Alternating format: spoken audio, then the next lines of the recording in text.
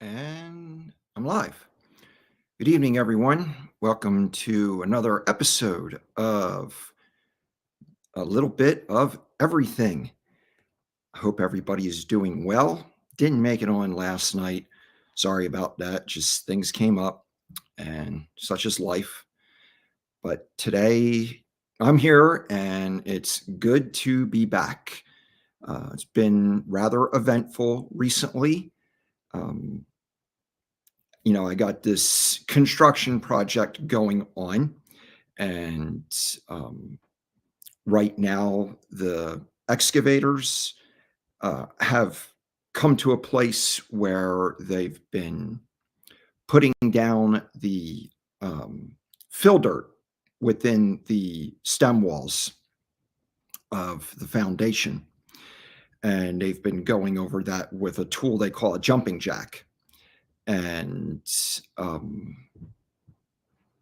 basically tamping down all the dirt. And they've gotten that done to the point where we're ready to have what is called a compaction test. And then once that's done, then we can have the plumber come in, spray paint the lines for where the water comes in and the drainage goes out. And then once he marks that, then we dig that up and he puts in his material. And then the county comes out and inspects it, pass inspection, cover it all back up. So I have a little video here. I think I've already played it once, showing the guys working on the inside of the stem walls. But before I play that, I want to say hello there to Who Dat. Hi, brother. Good to see you. Successful society begins with loving yourself. Yeah, do unto others as you would have them do unto you is the golden rule. And, you know, knowing who you are is certainly a big part of that. So, anyway, thank you for stopping in. Uh, as I said, I have a little video here that I'm going to play that will show the guys working on my property. And let's see, I need to turn the volume. I want to turn the volume down. But yeah, you can see uh, there. This is when they first started putting in the fill dirt for the inside of the stem walls. And of course, the county, for whatever reason, they wanted insulation on the inside of the concrete, at least in the living area, not for the garage. And then that's outside of on the back porch that I was working on the other day. But they've got all that done now, and they've compacted it, and now we're just waiting on the results of the compaction test before we can move on with the foundation work. But it's moving along very well. I do my part out there every day. I've basically been moving around excess dirt that was left over from the septic system that I dug. And I've been putting that around the outside of the stem walls so that the water drains away from the foundation. That's something that is going to be required of the county as part of the fulfillment of the drainage and grading permit that I had gotten as part of the permit process. So that's what's going on with that. And earlier today, I had an appointment with the elections department here in Yavapai County, Arizona, because I represent I'm one of two people actually who represents the Libertarian Party for the county. And so me and this other man have been invited to be a part of what is called the Election Integrity Committee. And today we had an appointment with several people from the Secretary of State's office. They came up from Phoenix. They've actually been going to each county, and what they've been doing is they've been testing all of our voting equipment to make sure that it all works to their standard. So they did a test today, and those of us who represent the different parties were there to ask them questions, talk to them, kind of look over their shoulder as they do their testing. And it's very interesting. They were really impressed with the turnout that our county produced to watch them and be a part of this testing process because of I think there's 16 counties here in Arizona. Not all of them have as much interest, having turnout for this event. So they were really happy about that. And, that initiated a discussion about the importance of people being involved with their county in regard to this, because Arizona, um, the state of Arizona is definitely not like other states. We're very focused on power coming from the bottom up.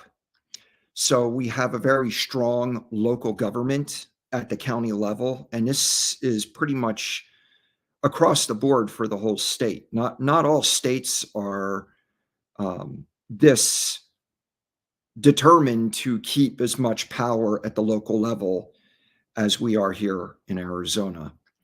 And we don't know exactly the procedure that other states do in order to ensure election integrity. Just talking to these people from Phoenix and just how involved it's been for them to go to each county and test their equipment has been pretty demanding. And, with me being originally from Pennsylvania, Pennsylvania has 67 counties. I don't know, what kind of apparatus they have in place to ensure that they have fair elections in that state. But it's a job. People, that are outside of the system don't realize how involved it is to have an election, because, there's a lot more offices that are up for, election when we have a general election other than just the president. And, sometimes our ballot can be like, you know, have like 40 different offices going on at one time. And to, tabulate all those results and get all of that concentrated into one count, it takes a lot of work. And here in Yavapai County, uh, like when people go to vote in different polling places, those votes are not being counted right there at the polling places. All of that voting information is concentrated in one room, in one building, where all the counting and all of the accounting of those votes is all done in one location. And then those results are literally hand delivered to the Secretary of State's office, where our computers are not connected to the internet when we tabulate our votes. So, in order to do all of that work, it involves quite a few people. So it's a very interesting process.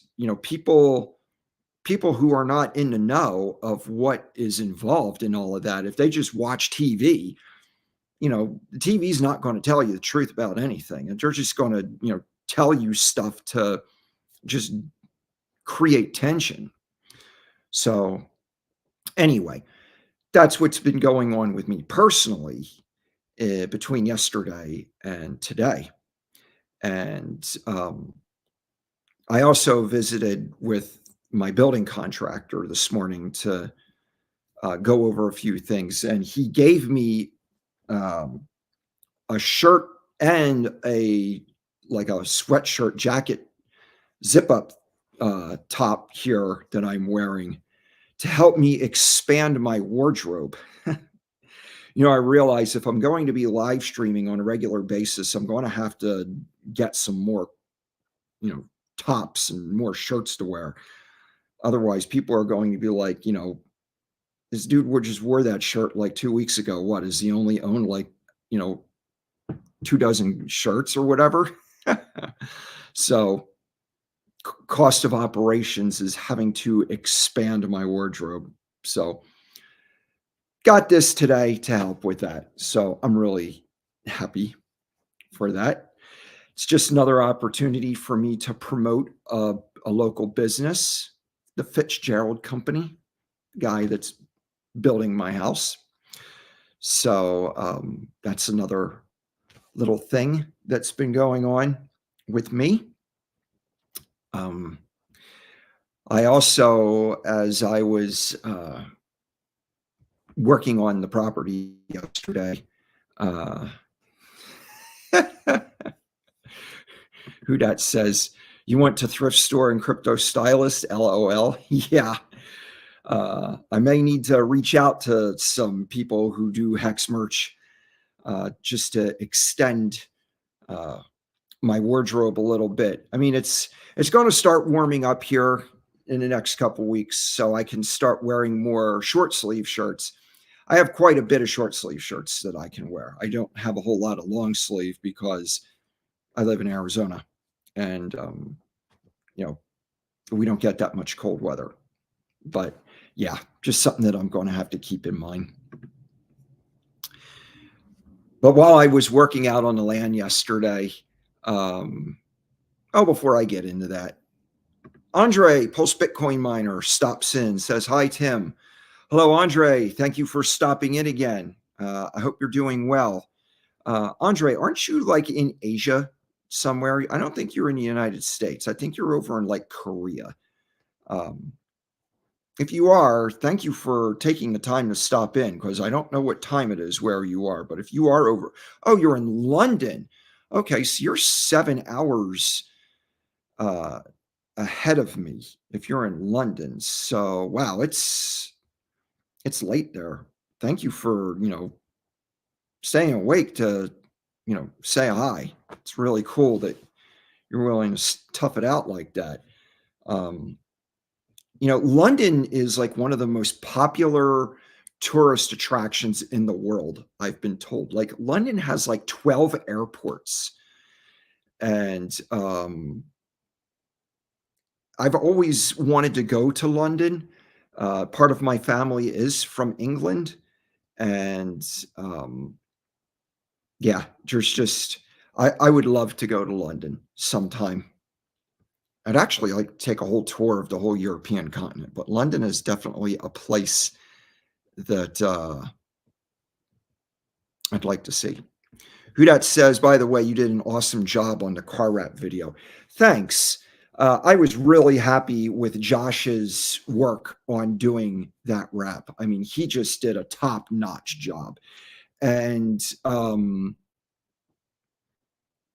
it's a lot of that design he improvised himself because I basically just gave him some JPEGs of logos and said, I'd like to put this here and there and connect it with lightning bolts. And he added his own detail to all of that. And yeah, I'm really happy with the way that wrap came out.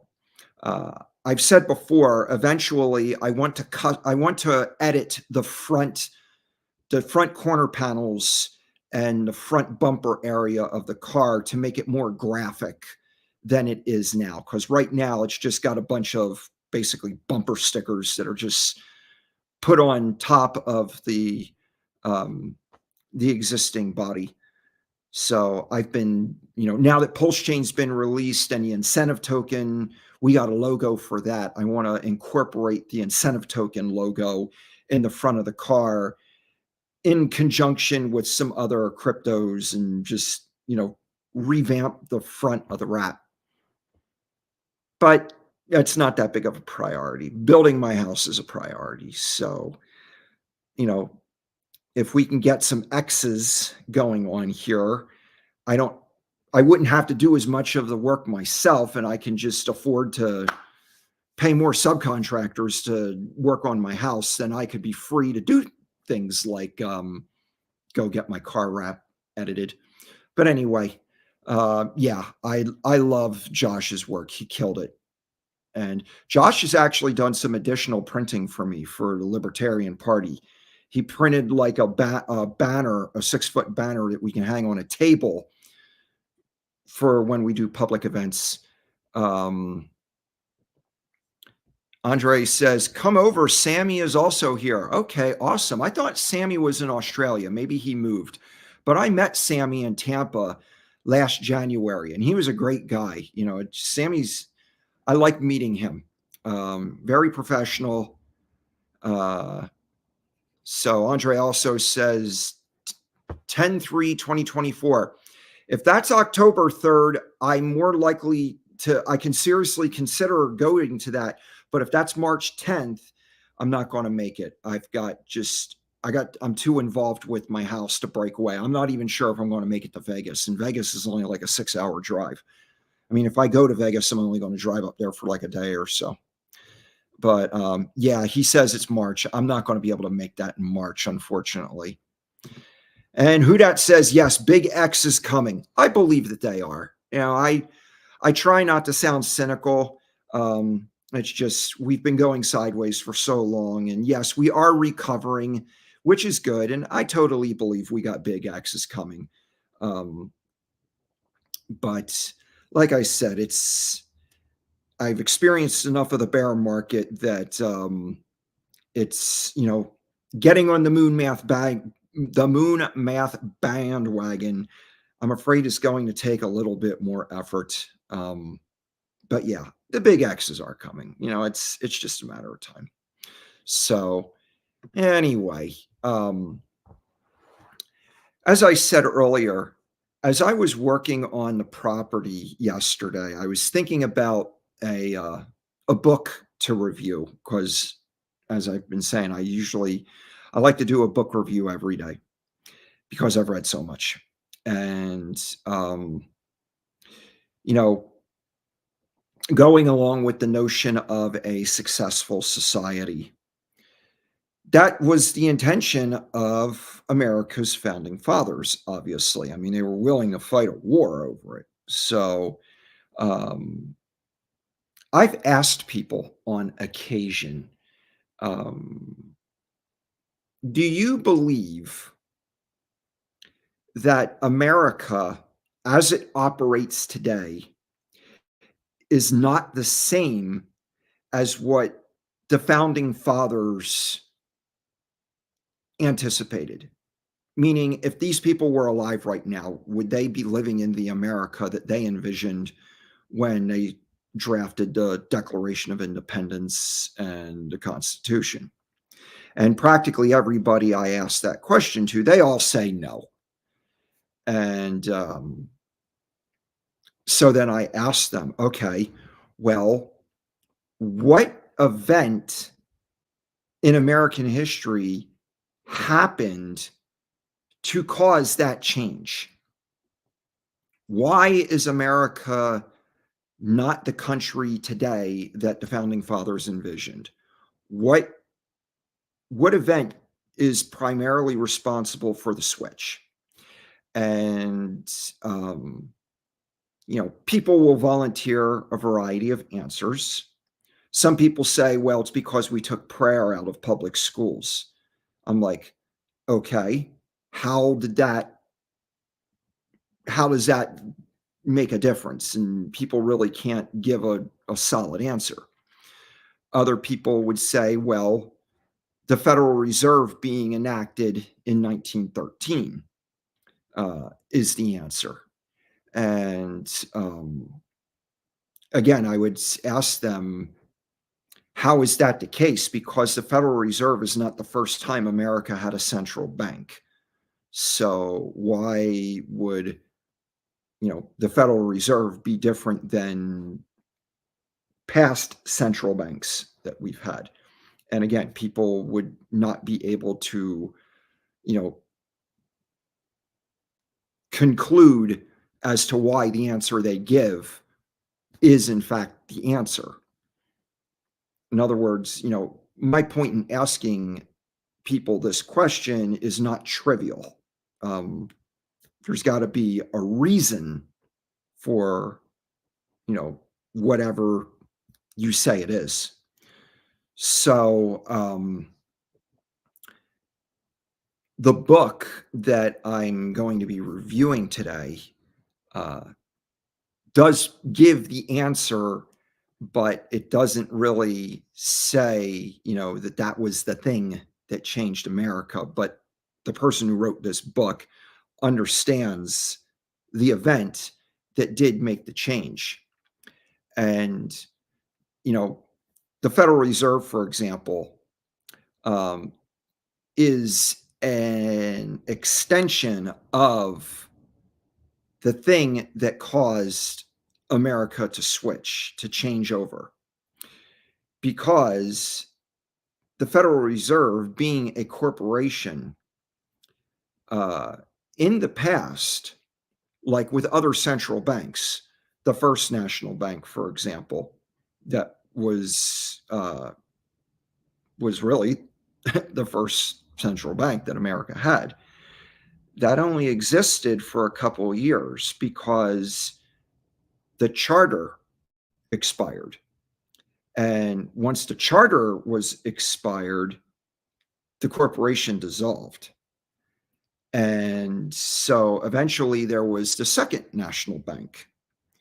And eventually its charter was up for renewal.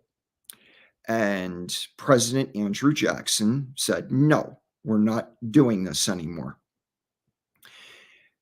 And of course, that almost got him killed. But the point being that corporations in the past did not have eternal life, as it were. They existed because they were granted a charter.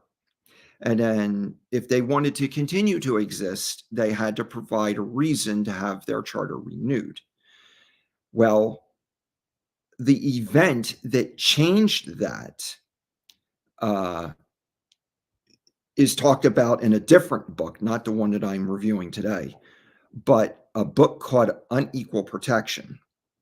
And basically, the event that caused the change was the ratification of the 14th Amendment.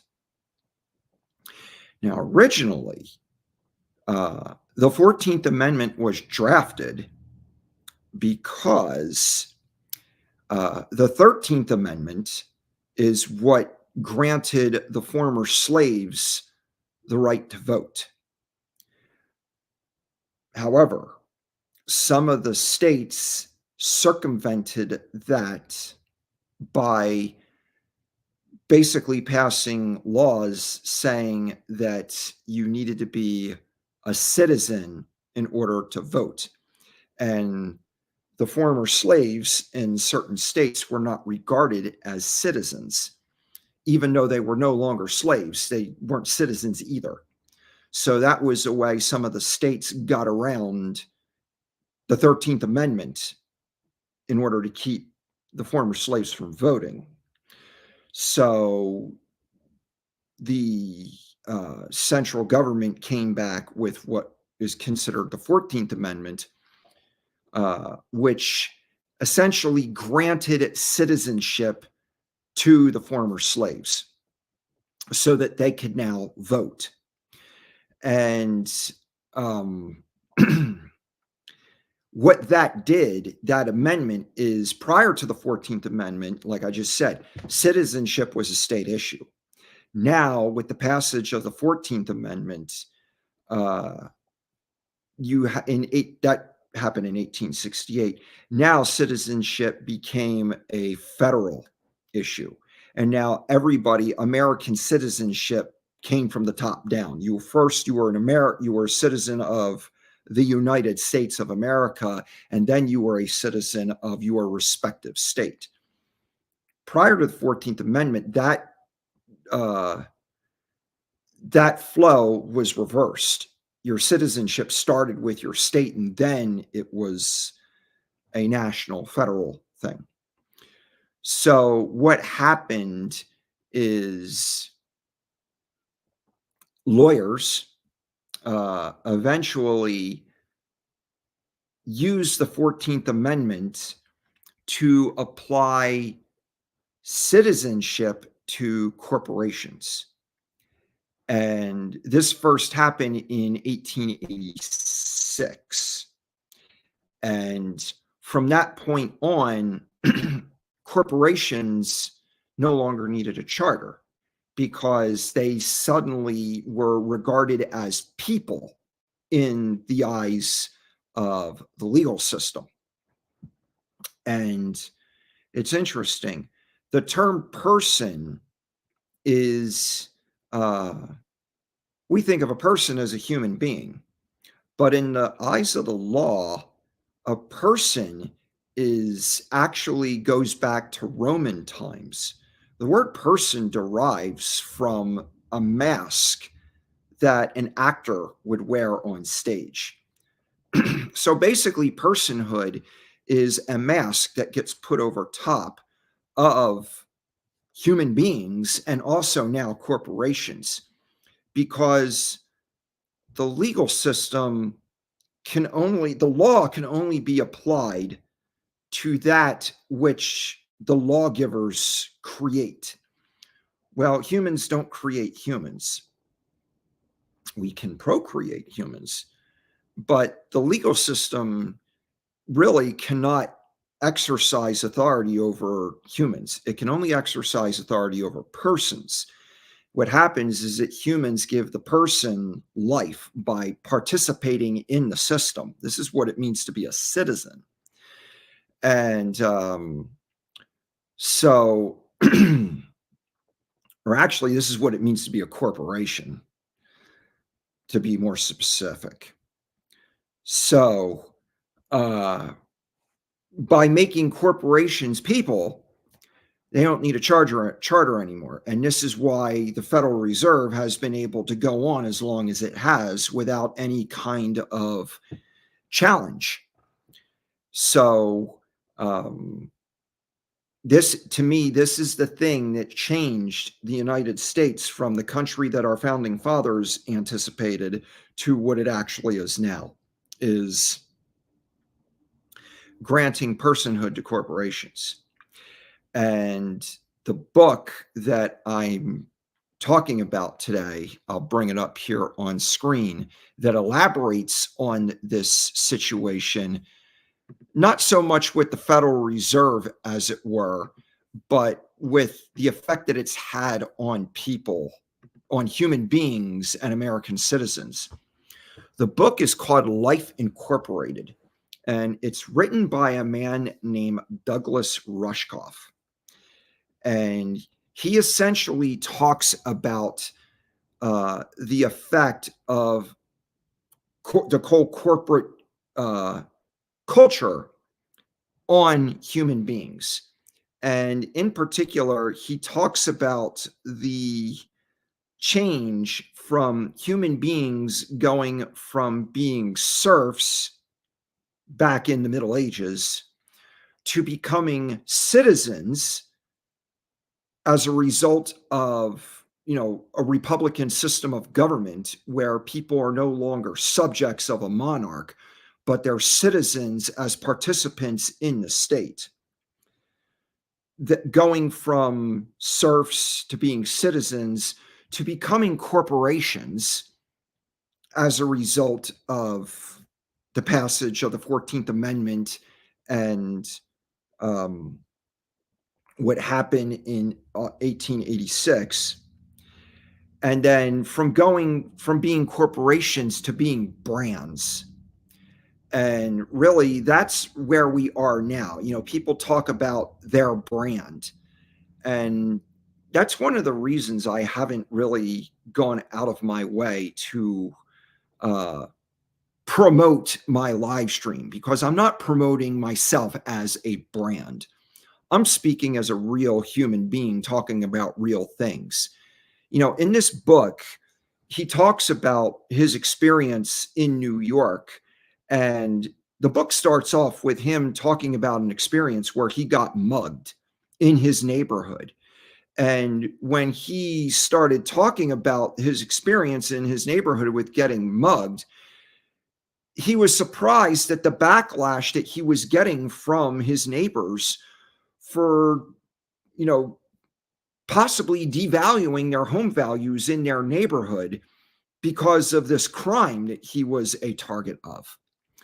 So, um, you know, that was a big wake up call to him about the shift in the community, where people are so selfish that they're more interested in their home values than the well-being of their neighbors.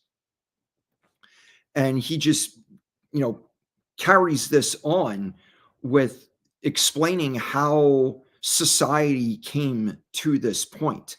Because to me, this is an example of an unsuccessful society, this downward spiral that he talks about in his book. And Hudat just put up a comment about this. He says, this is a topic that is event driven, that drives markets. I think the 2020 planned C event, wondering if another planned Black Swan event is coming this year. It seems like the 2020 cycle is repeating. And, it's interesting that you bring that up, Hudat, because there's been a lot I've noticed being talked about regarding, trying to get people, like, it seems like there's efforts to try initiate another lockdown this year. And he asked me, what is your thoughts on the history of Black Swan events? Honestly, I haven't looked into what are called Black Swan events that much.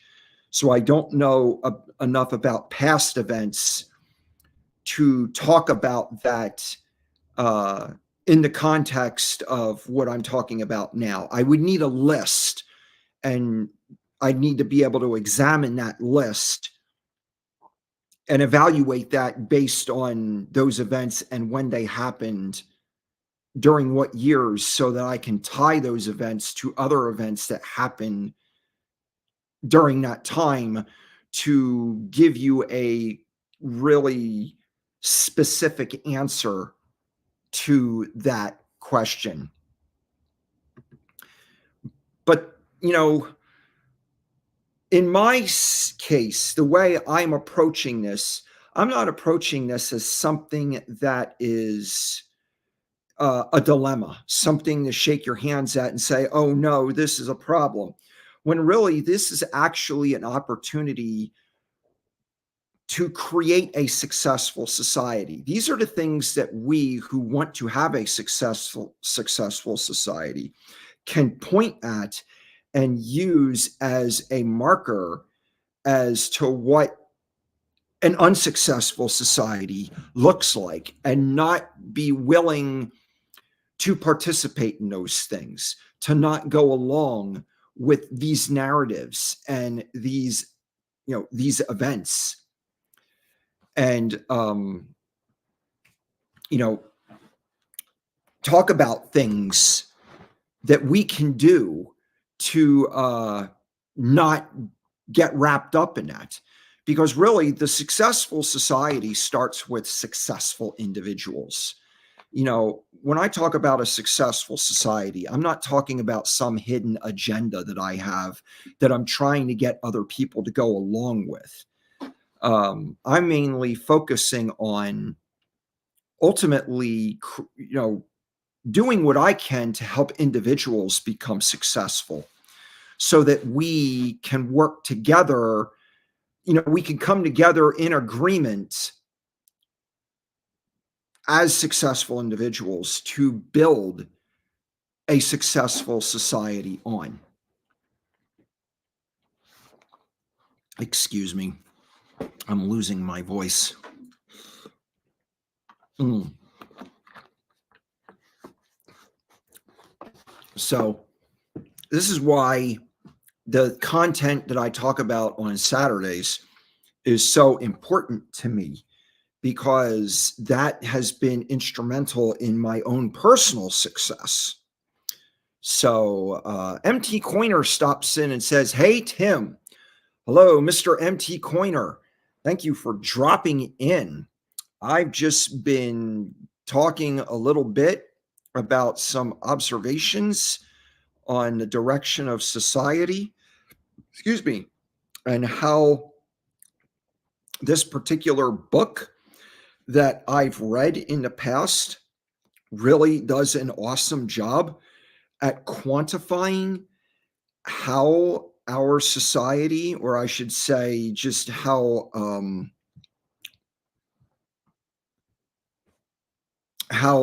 American society has shifted over the years.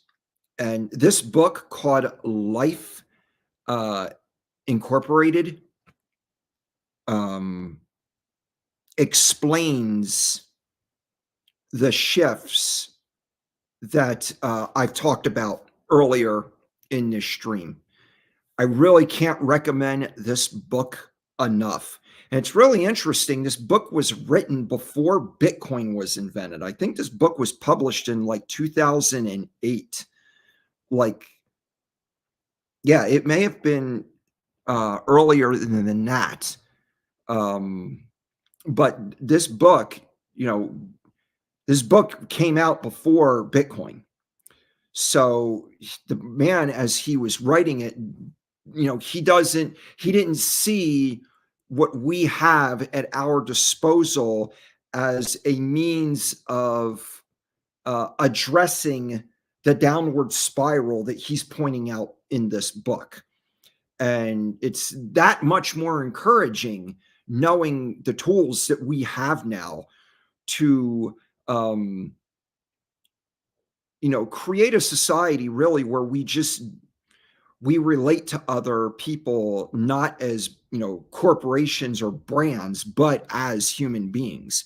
And really, we just need to come back to understanding what it means to just be a human being, and what it means to exist among other human beings on this planet. Because without that kind of definition, we just use one another and we abuse one another. And it's like, who really wants that? I mean, some people learn to live with it, but it does suck. And, it's nice to know we have non-suck options. MT Coiner says, "Hope you are well today. I have to listen to books if I want to know what's in them. Work, wife, and kids consume all of my free time." I totally understand that. What I would do if I were in your situation is I would discuss with my wife and kids these issues, and I would recommend books that we could sit around together as a family and read together and discuss together. I don't know how old your kids are, but I would encourage the kids to spend less time in front of a screen and more time reading.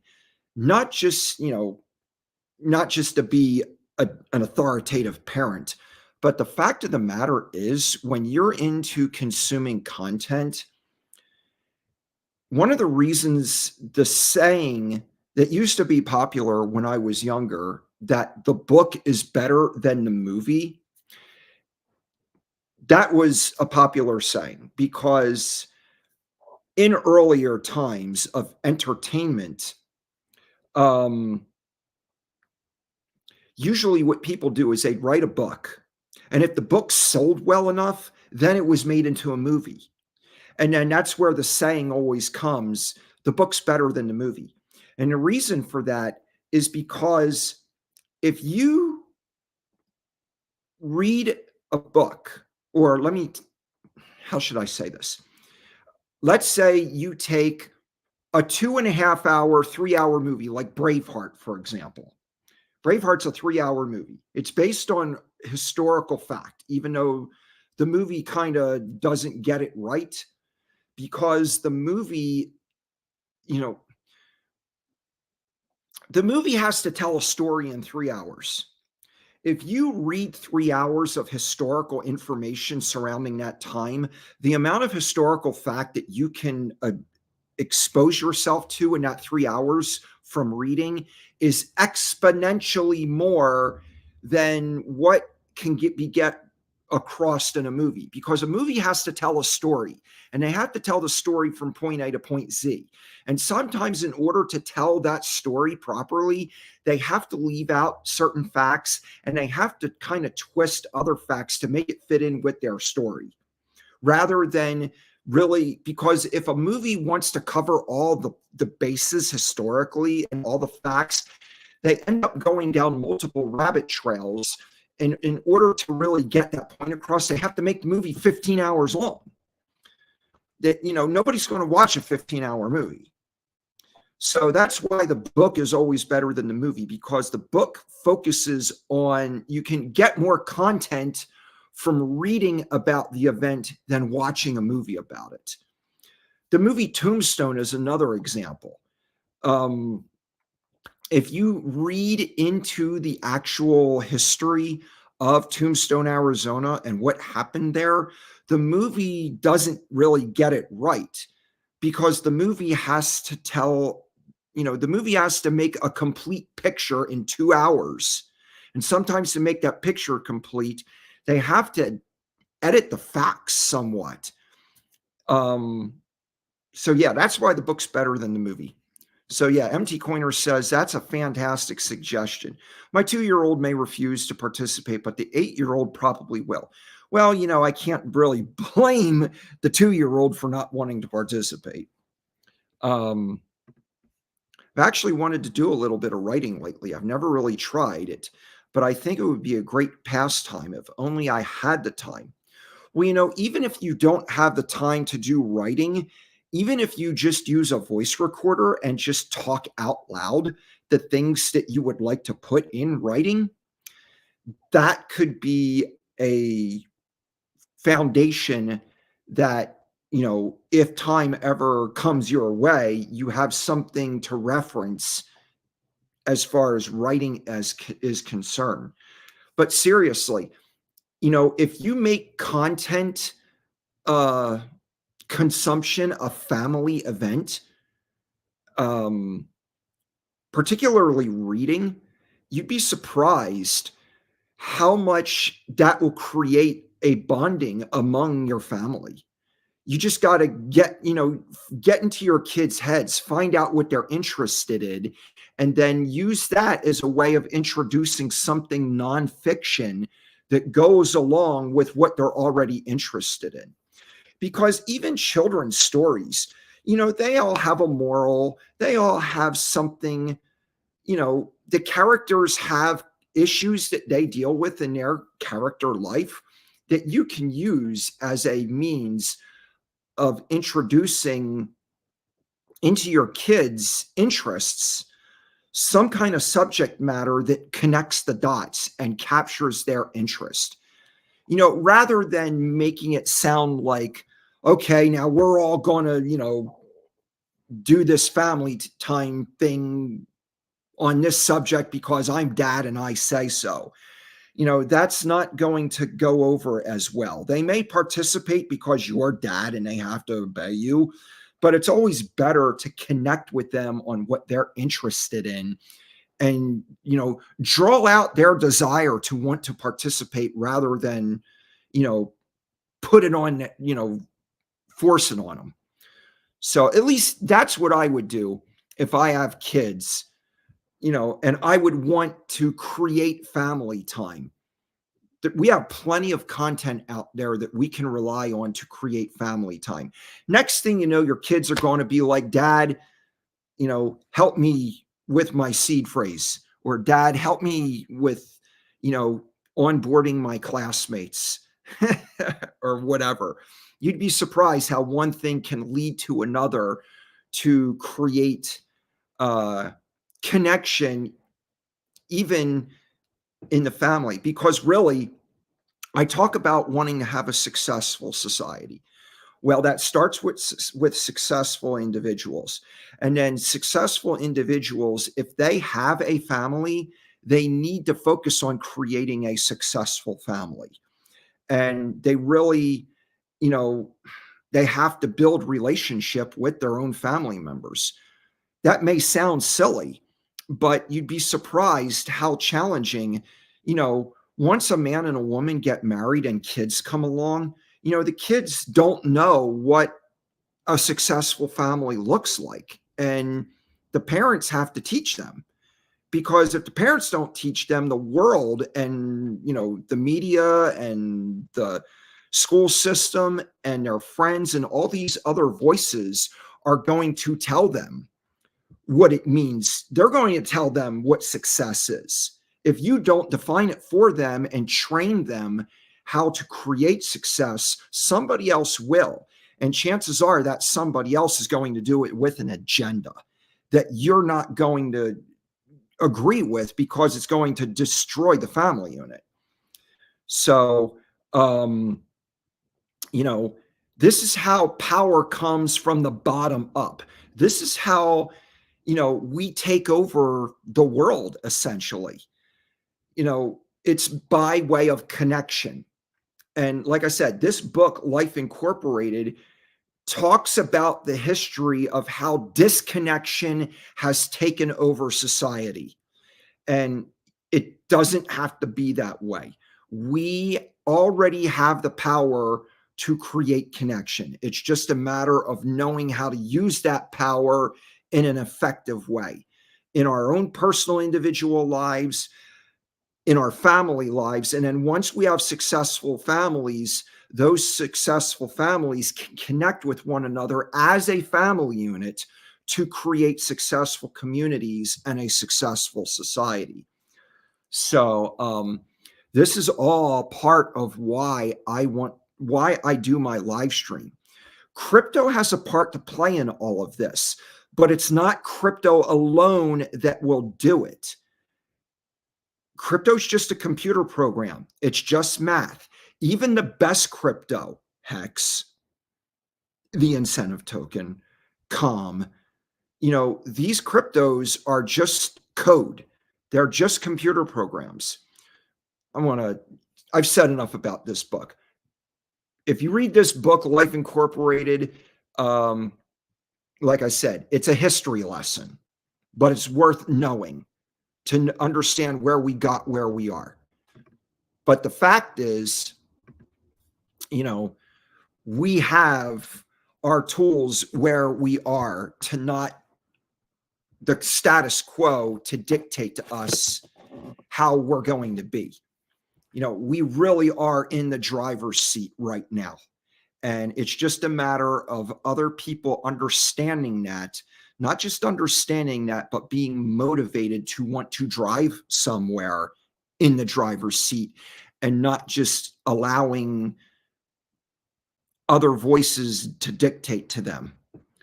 And, people can get distracted. They think, well, if I just get mad gains through my favorite crypto, that's going to change everything. Not necessarily. Most people who win the lottery lose it all because they don't get, they don't get the big picture. They don't get the big picture about themselves, much less, anything outside of themselves. So, yeah, this is something that's just been coming to me more and more. It's like I've all of this has been coming to me as one big picture my whole life. And now I'm painting a picture with words, on these live streams to benefit other people. And this is, uh, you know, where I'm at. And I'm really thankful, MT Coiner says fire advice. That's what I want, man. I I want to light the fire. I didn't come to uh, bring peace, but to bring a sword, bring fire. Um, because we're not all on the same page. There's too many people whose whole program of life revolves around exploiting other people in order to make themselves successful. And they may not know that that's the program that they're operating on, but that's the program that most people have. And it doesn't have to be that way. And I know how to succeed without having to go that way.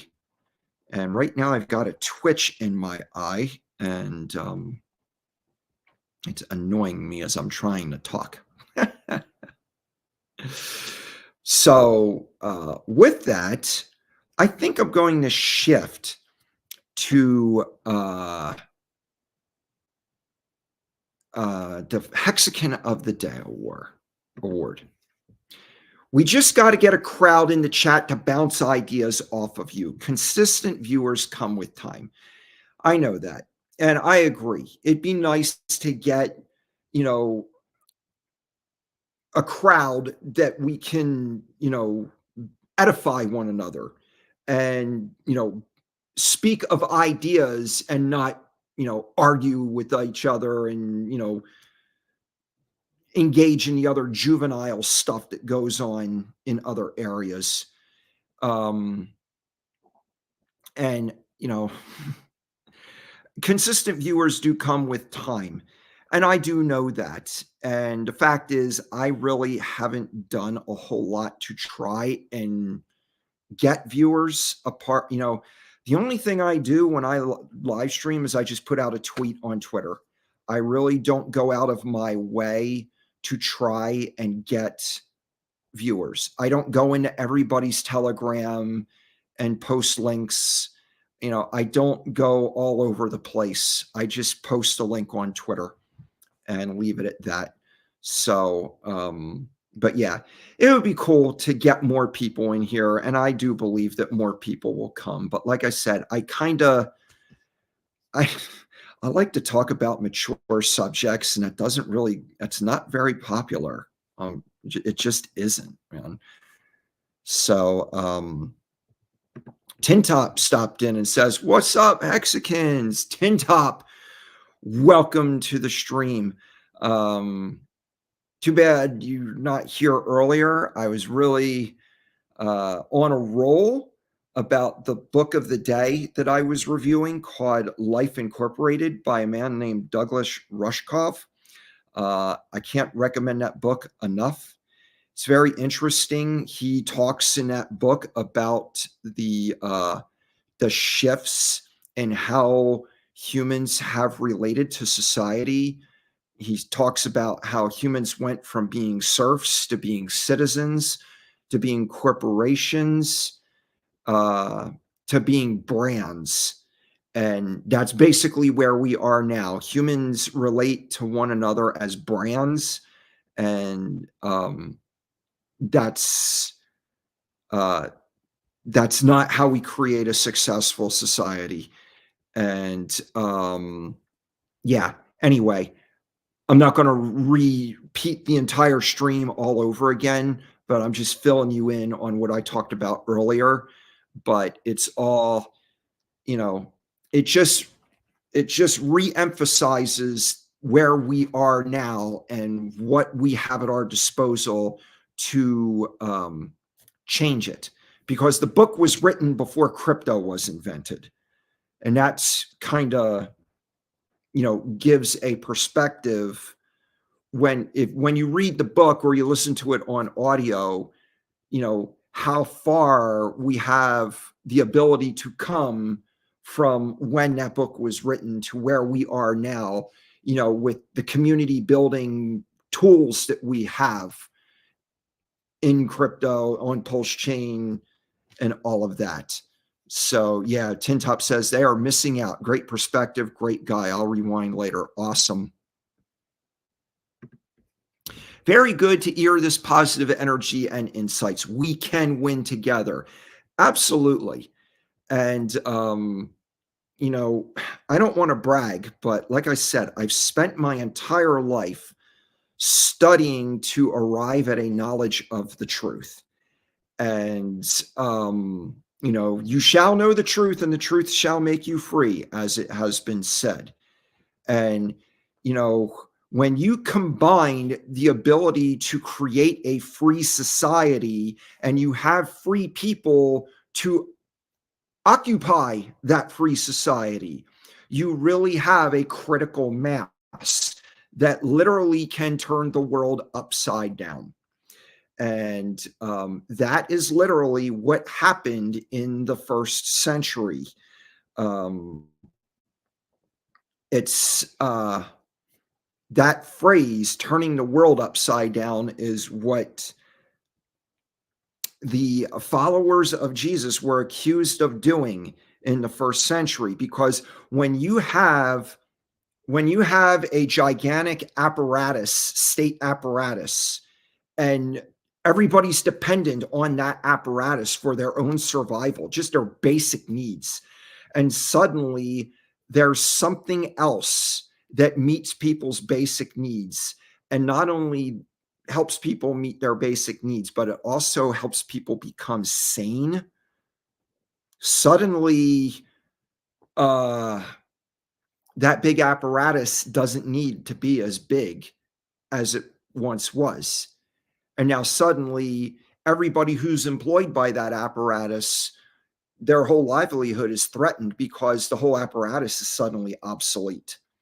That's what I'm trying to get across to people, is that really all the power structures of this world are actually obsolete. Once you understand the big picture of what it means to be a successful individual, what it means to have a successful family, and participate in a successful society, we literally have a revolution unfolding right in front of us. I mean, really, Pulse Chain is a financial revolution. And, um, you know, if we use it as such, the power that we have at our disposal to initiate real change is explosive. And I'm just so excited. It's like I said, I'm losing my voice. I could just sit here and talk about it a lot. But oh, cool. His audiobook is free for 3 months on Amazon right now. Awesome. That is so good to know. Um, let's see. For sure. Just trust me, bro. Yeah. I have a tendency to say that. Just trust me. Of course, when I say just trust me, bro, um, I can say that because I'm not asking people to do anything, um, you know, apart from believing me. You know, I'm not saying, you know, give me money or go someplace or do something. You know, I'm just saying, just trust me, bro, based on my experience. So, MT Coiner says, I'm 30 years old. I don't presume to know your age, but I'm certain you have plenty of wisdom to share with my generation. Lord knows we need it. Well, I'm 53. So that means I'm 23 years older than you are. And um, I don't mean to insult your generation, but yeah, younger people, the fact is, younger people need older people that they can look up to for, you know, an example of how to lead the culture and how to lead society.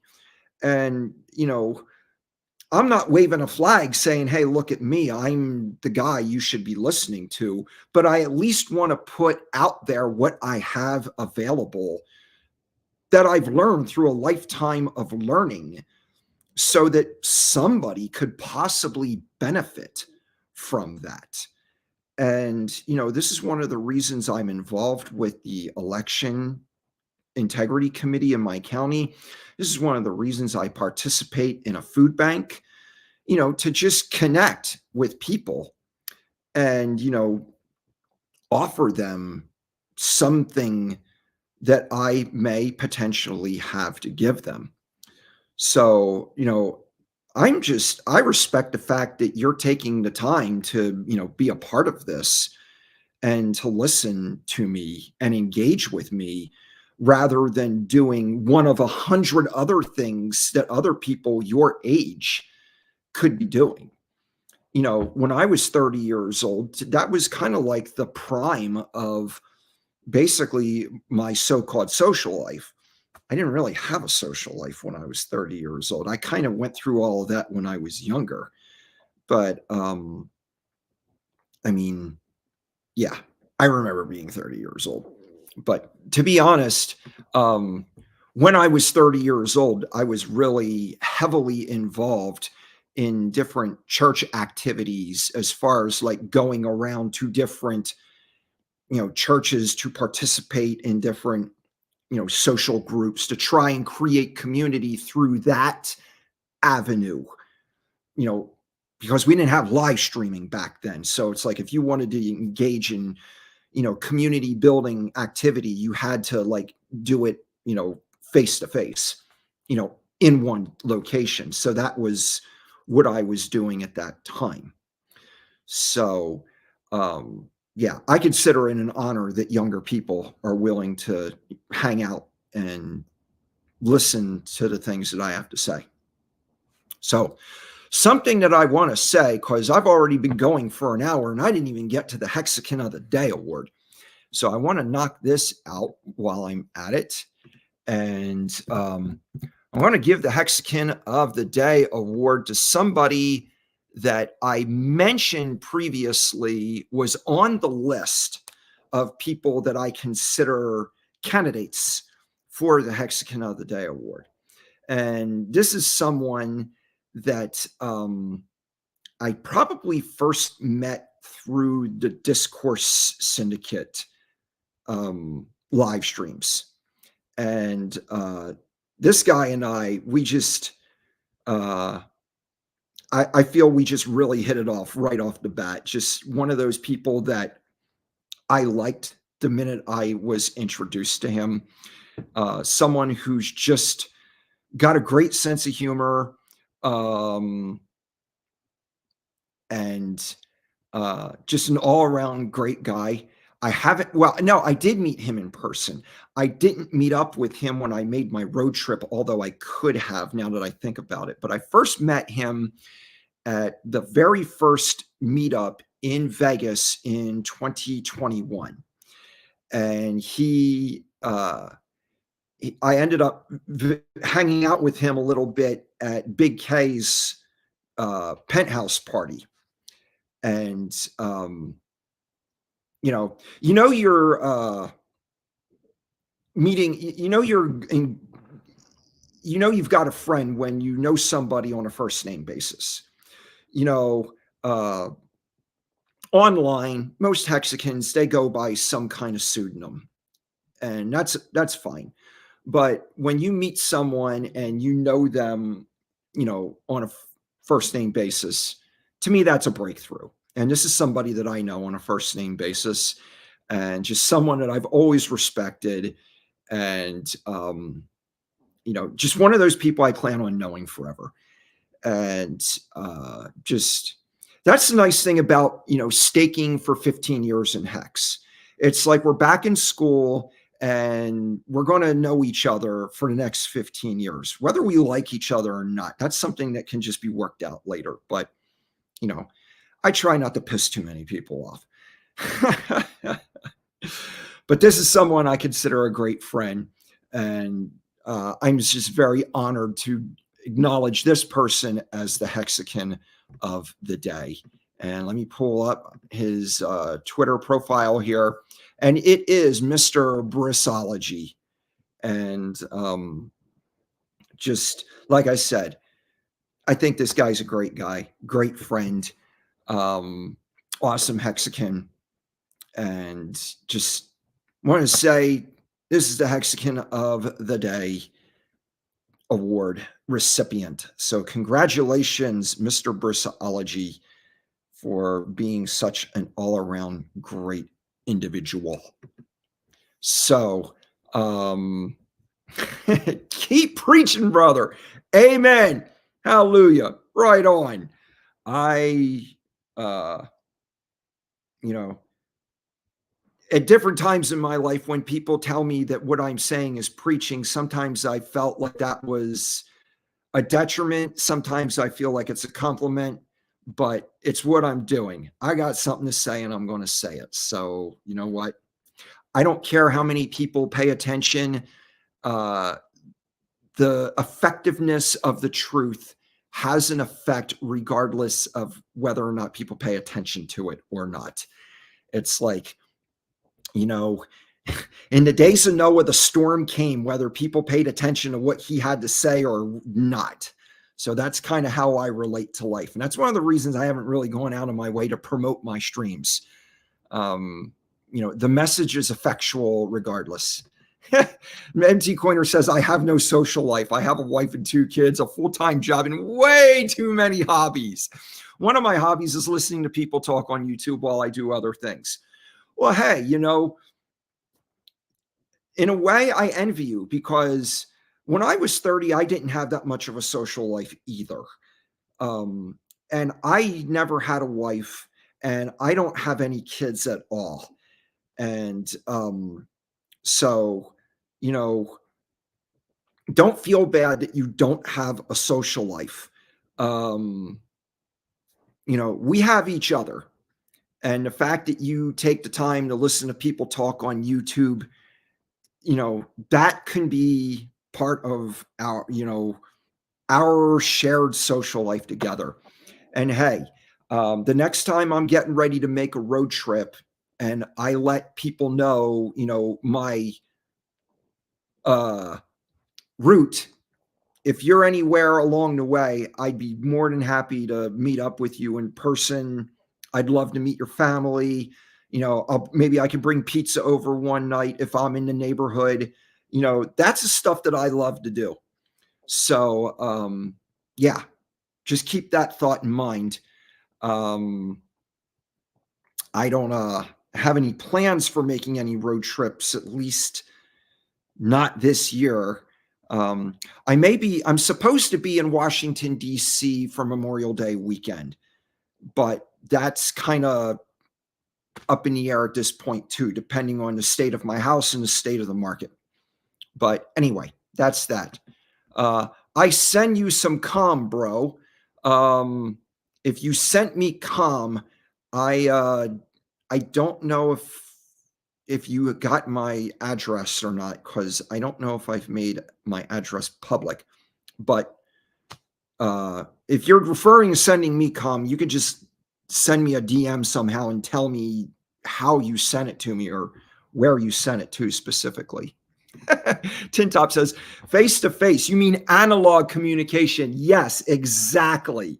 Analog communication. I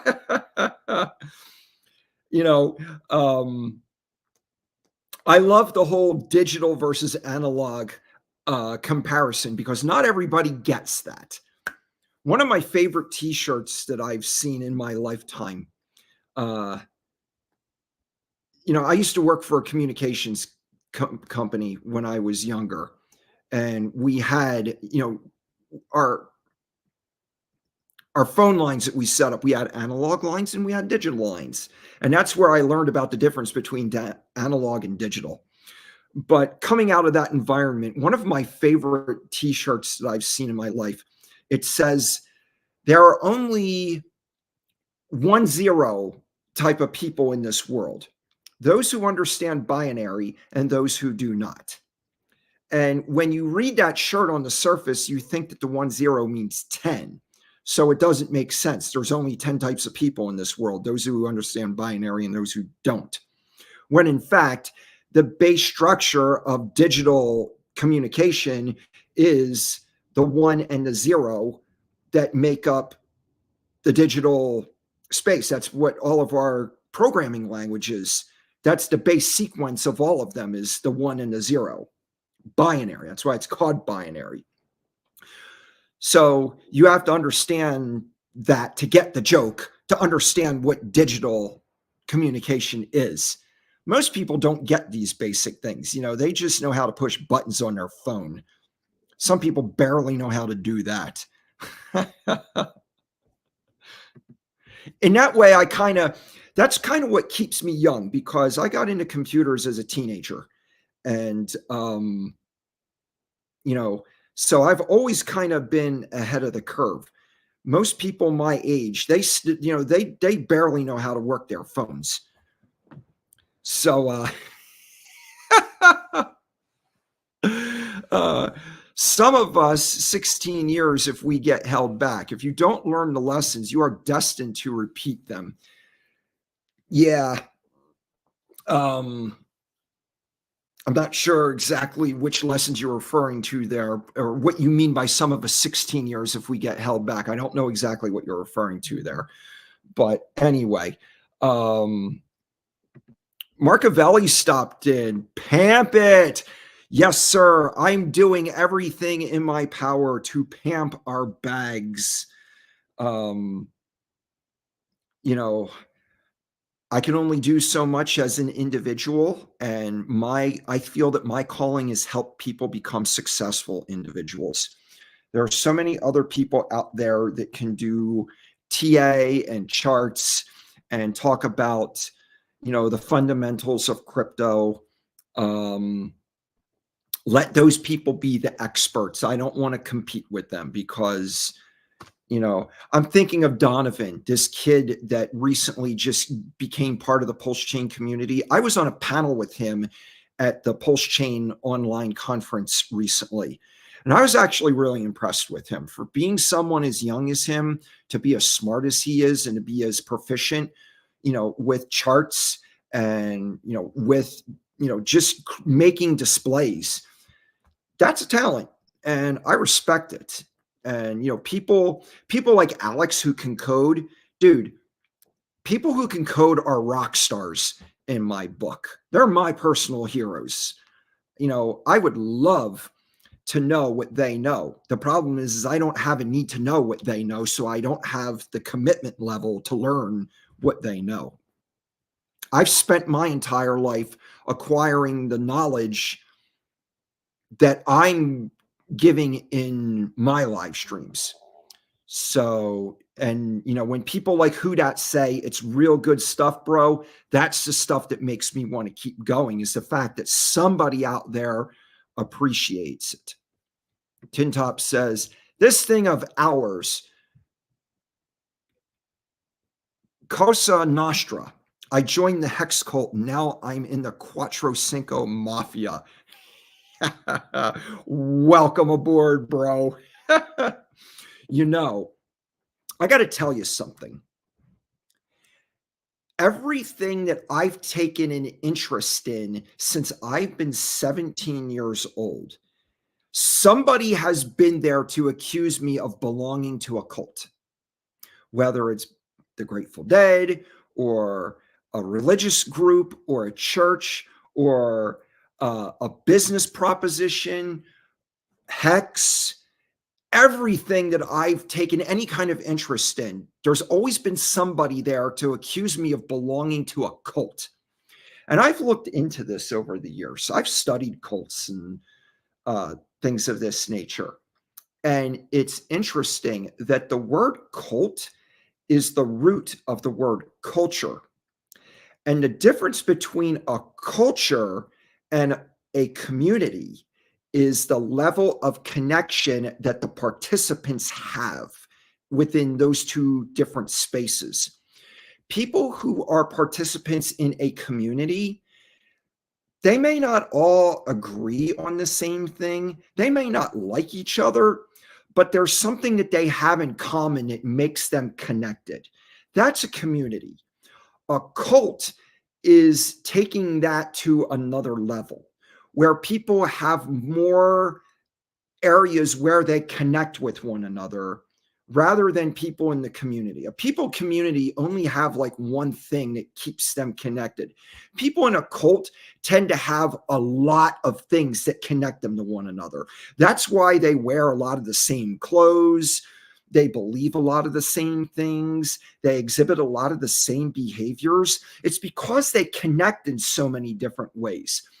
People who are in a state of disconnection tend to look upon people who have lots of connection with a sense of jealousy. That's why the word cult is used in a derogative term. It's because people who are outsiders are jealous that they don't have that kind of connection. Humans were meant to connect with one another. That's part of what makes life worth living. It's what makes people more loving and more willing to sacrifice one another for the sake of their fellow man. It's because of that connection. So, welcome to the Hex Cult. Isn't it wonderful? This thing of ours is growing and very special. I like that we have each other. That's a family away from family. Exactly. Family is just another word to describe the relationship that it's a certain quality of relationship that a group of people have with one another. Family doesn't necessarily mean, you know, reproducing humans. I mean, generally, that's traditionally that's what a family is. But ultimately, I've looked into this too, because the field of etymology is one of my favorite areas of study. And etymology is a study on the origin of words. And what I've come to conclude is the origin of the word family isn't necessarily, um, humans making humans. So now you have a family. Really, a family is the most basic form of government structure. It's the most basic power structure that exists because you have individuals. Individuals come together to create families, and usually that involves making babies. But then families, that system, there's a delegation of authority there because if people make babies, those babies, are supposed to have a certain degree of respect and reverence for the ones who are responsible for bringing them into this world.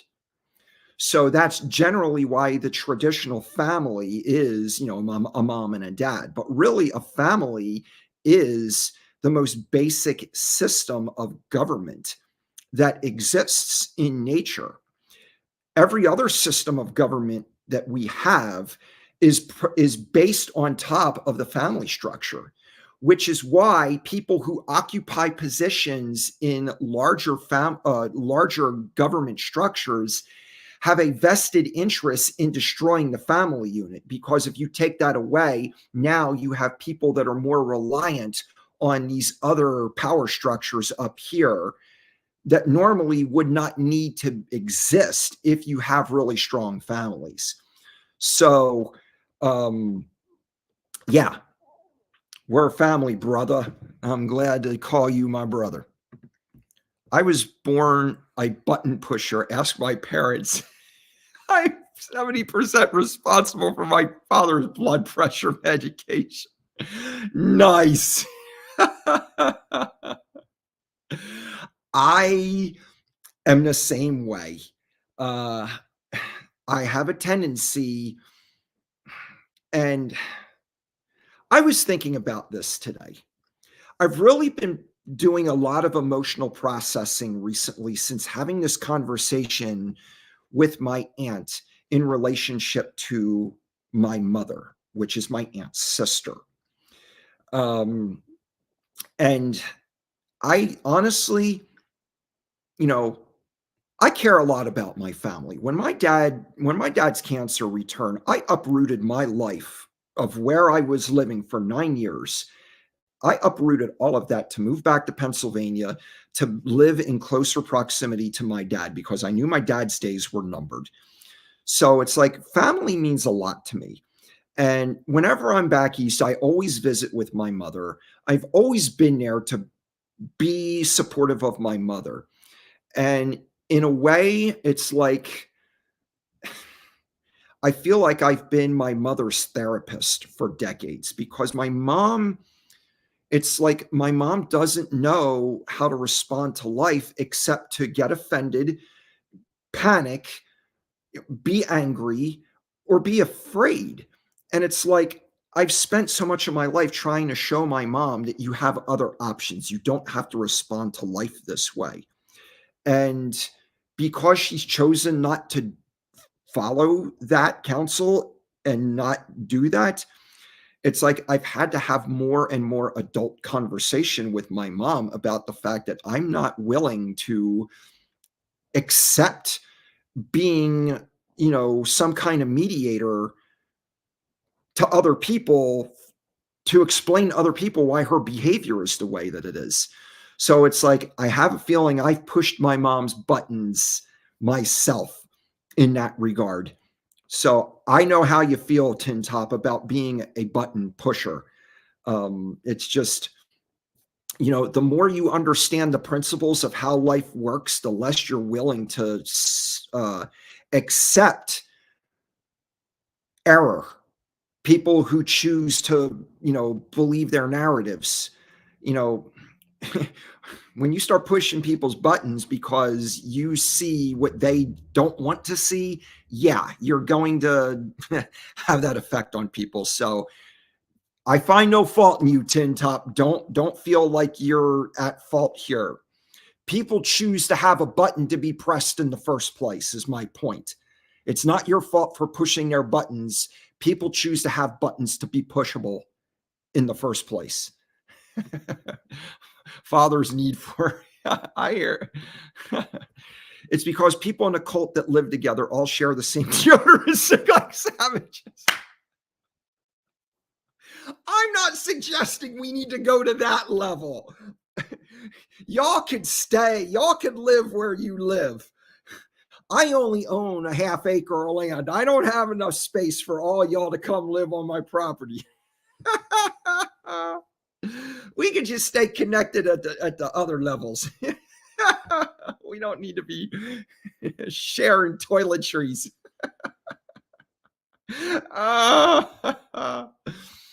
Tin Top, what about toothbrushes, LO? That's how we get more t-shirts, by saving money by buying toothbrushes. Yeah. You guys are great. Oh, I love it. Oh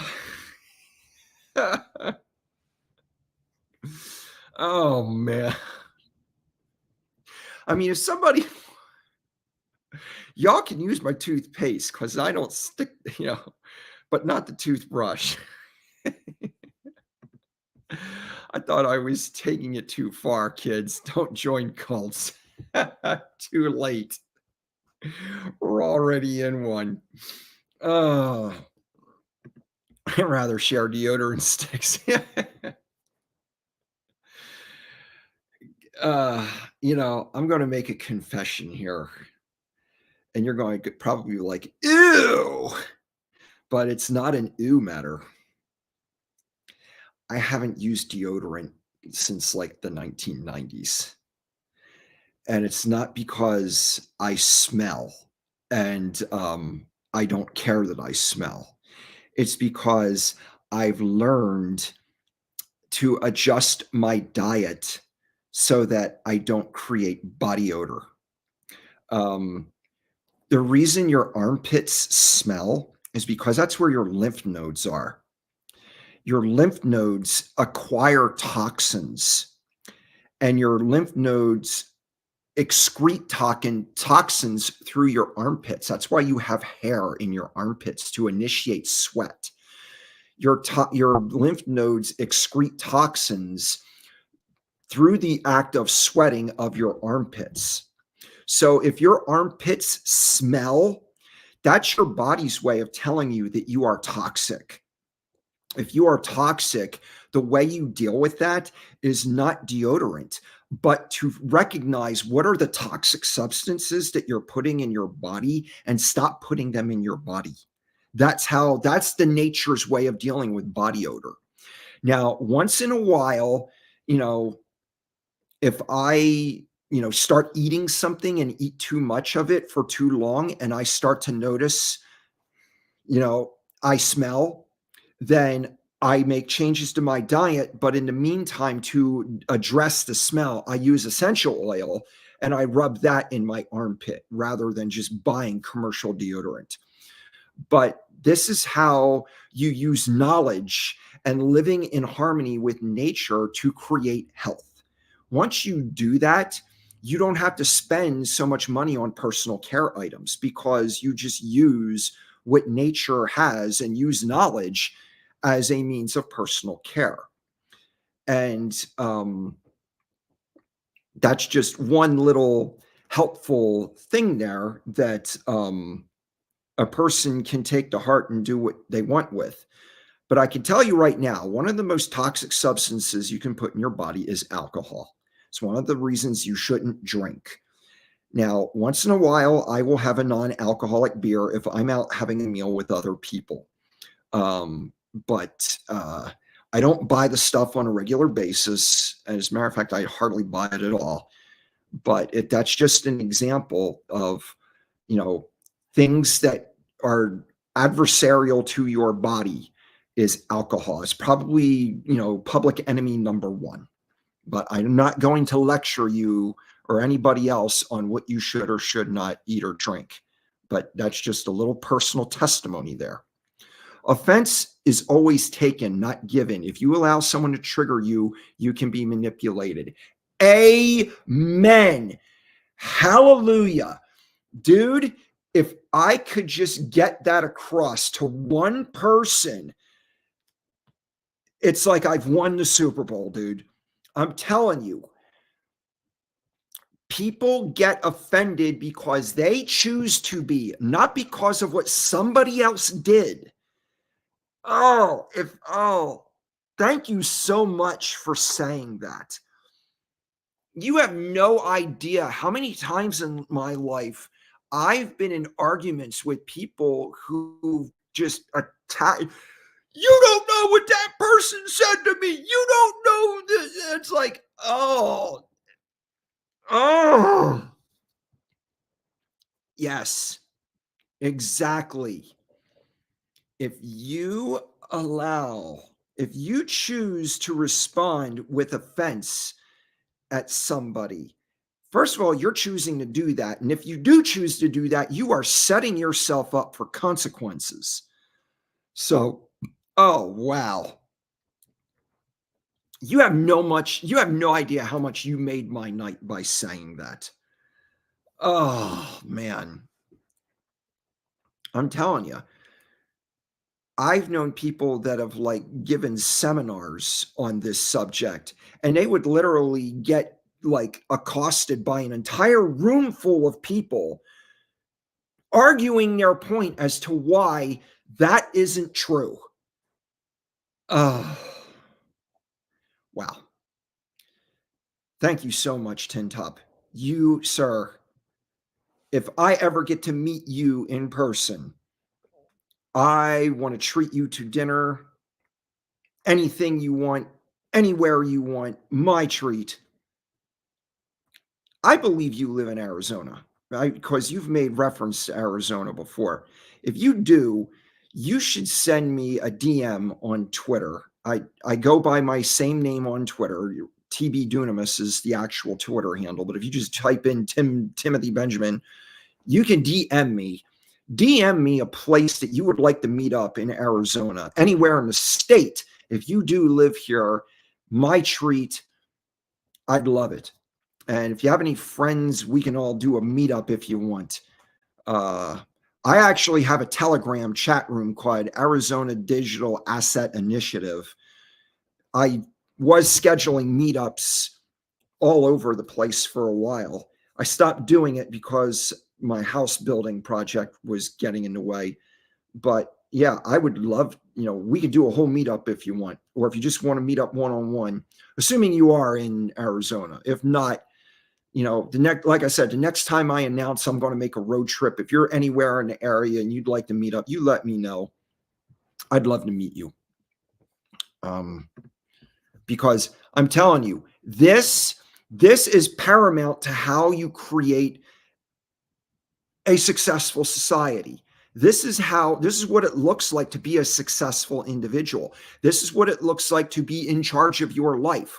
When somebody cannot shake you because um uh because you choose to not take offense at other people, this is the key. I lost my train of thought there because Tintop says you met my best friend. It is now. His name is Brian. That name sounds familiar, but I would have to see Brian's face to put the face with the name to know for a fact to know that that's who that is, because I can't put the whole picture together, because it's like I need a face, I need a name, and I need a location and a time to say, "Oh yeah, I remember meeting you at that place." Like I met somebody, for example, when The Highest of Stakes came out. I met somebody at the movie theater that I have his Twitter handle on a list, and I remember inviting him to meetups in the past, and he never showed up. But then I met him at the movie theater, and I was able to put it all together. And I vaguely remember his face. But, because the Hex community is so big, um, and it's like I've met so many hundreds of people, you know, it's challenging. It's like the only way I've learned I'm really bad with names unless I ask somebody, "What is your name?" Then now it's my responsibility to remember because I took the initiative to ask them. If somebody just comes up and introduces themselves to me, I'm going to have a lot more difficulty remembering them, just because that's how my brain works. And because if I ask somebody for their name, and it's like I will literally start making reasons to remember their name, like if they wear glasses, what kind of glasses they wear, where did I meet them, what kind of clothes were they wearing. It's like, anyway, I don't need to go on about that. What about the kombucha, that alcohol that is fermented naturally in tea? I don't know if there's enough alcohol in that to really be an issue. I'm talking about people who drink a vodka by the bottle, like my best friend's ex-wife, who recently died from congestive heart failure. I mean, that's what I'm talking about. Um, I mean, there's pretty much alcohol in anything that ferments. I mean, if you leave an orange out on the table long enough, eventually it's going to produce alcohol as it starts to break down. Um, so I'm not talking about stuff like that. I'm talking about people that go out to bars and just. I went out to. I met up with one of my classmates one time, for example, and uh, we met up. We talked for like 2 hours, and then I brought up a subject matter that made him roll his eyes, and he's like, "We really need to talk." And we ended up talking for 4 more hours. By the end of the night, when we closed that bar down, his bar tab was like $250. Okay, that's the kind of alcohol consumption I'm talking about there. So I mean, I've drank kombucha for I went through a time for about 2 years when I drank kombucha on a regular basis, because I knew somebody who made it from scratch, and he used to make like a quart of it for me at a time. So yeah, I live to continue the screen names into face to face. Amen. um I just love meeting up with people. I love meeting people face to face. I'll even meet up with someone face to face that doesn't like me just so I can say, what can we do to resolve this? What do you think if you just punch me in the face, will you that work? Will that feel better? Will that resolve everything? Okay, fine. Punch me in the face. Um, but yeah, uh, I've spent so much of my life in solitude just because I'm not antisocial. I just, the more you learn about how life works and how people work, the less desire you have to be around people, unless there's a reason, there's something you have in common with that person that you want to meet them and meet up with them and spend time with them. Hex has done that for me. So in a way, it's kind of like it's almost like a volcano erupting. It's like I just want to go everywhere and meet everybody. Um, so yeah, face-to-face rules. Any alcohol kills cells, even brain cells. Technically, yes. Alcohol really is in any form really detrimental. But, we live in a time, I was thinking about this recently after I started streaming. Growing up in Pennsylvania as a kid, if you wanted alcohol products like bourbon, vodka, anything, a bottle of alcohol, you had to go to a place called a state store and buy it. And the state store was run by the state, which means it was closed on holidays like President's Day, for example, which we just had yesterday.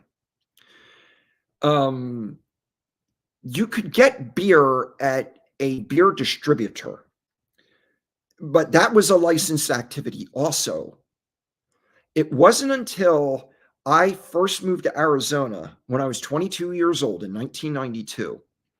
That was part of the culture shock of moving there. You could buy beer anywhere. You could buy alcohol anywhere. Grocery stores had a liquor department right there in the grocery store. And I was like, whoa. You can go to the Circle K, the convenience store down right next to my apartment complex.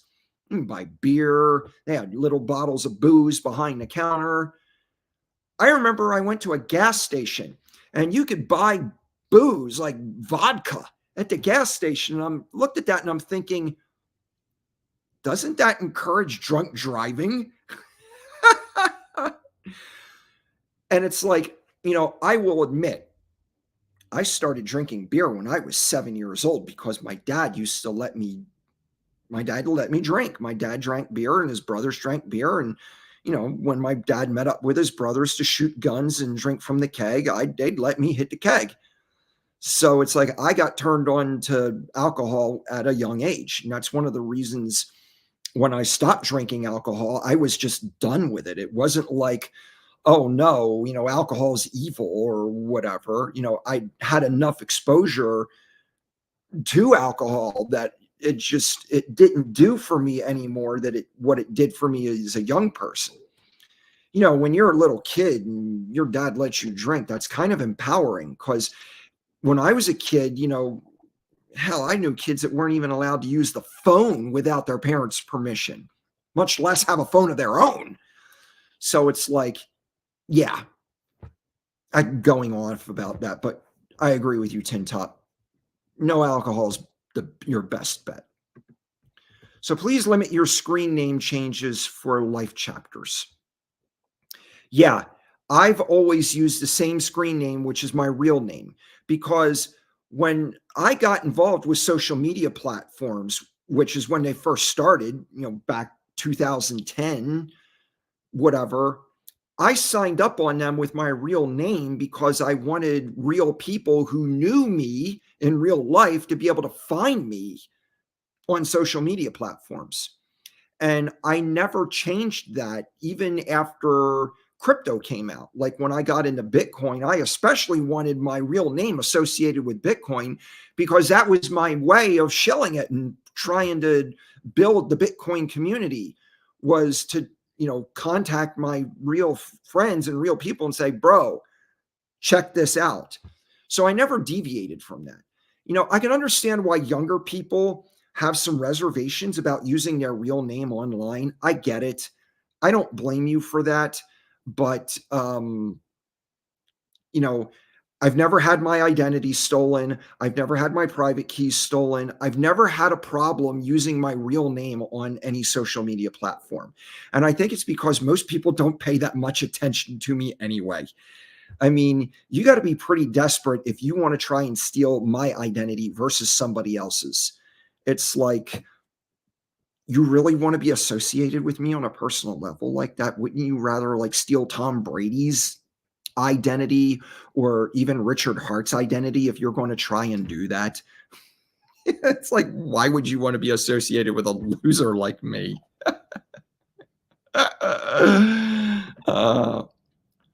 That Jung kombucha is stronger than most beers. The non-alcoholic kombucha has as much as non-alcoholic beer, like 0.05.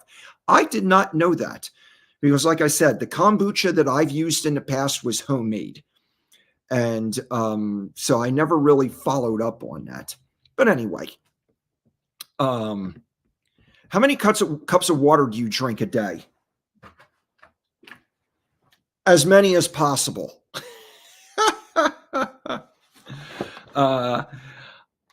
I take a gallon of water everywhere I go, everywhere.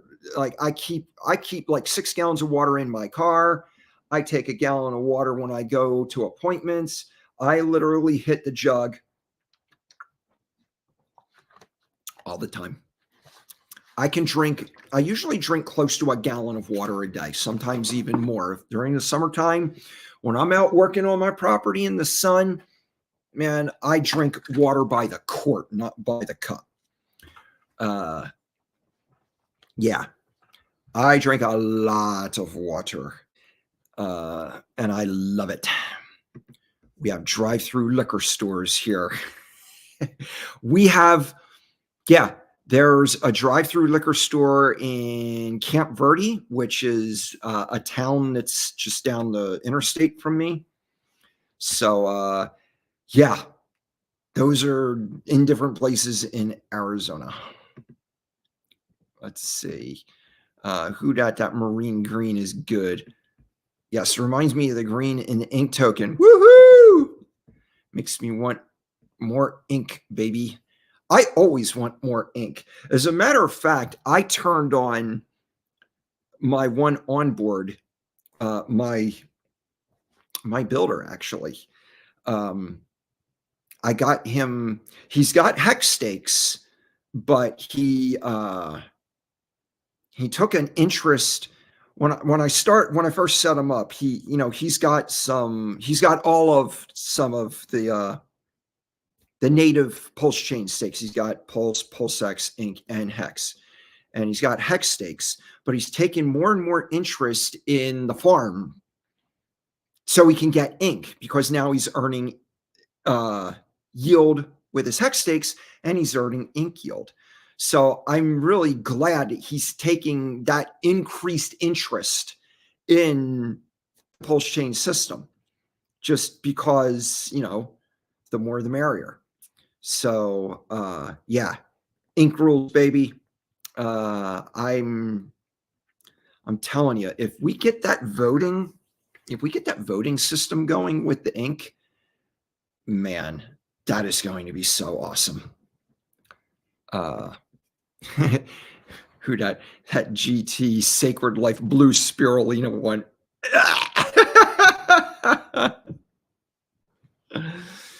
Spirulina isn't that bad, but it helps to, dilute it. If you take spirulina and you mix it with water and then you add like some kind of sweetener or some fruit juice or something, or even some carrot juice to kind of add some other flavor to it, it's not that bad. But wow, this almost turned out to be a 2-hour night. I thought it would only be another hour. So that's like, I like that one a lot. We're having beverage wars on here.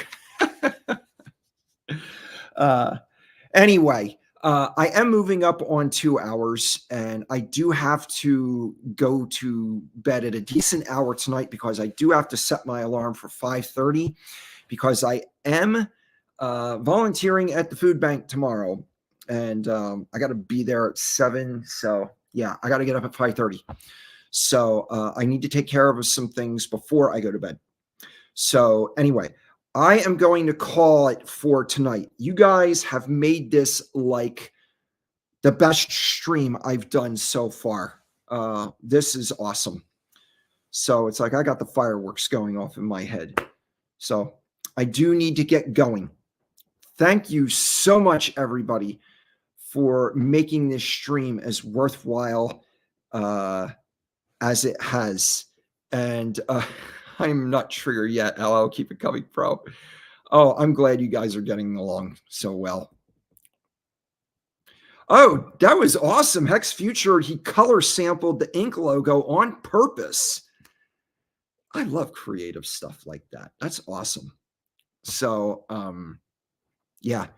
Peace, guys. Peace to you, Futures. Thank you for stopping by. You guys are awesome. So, again, I'm out of here.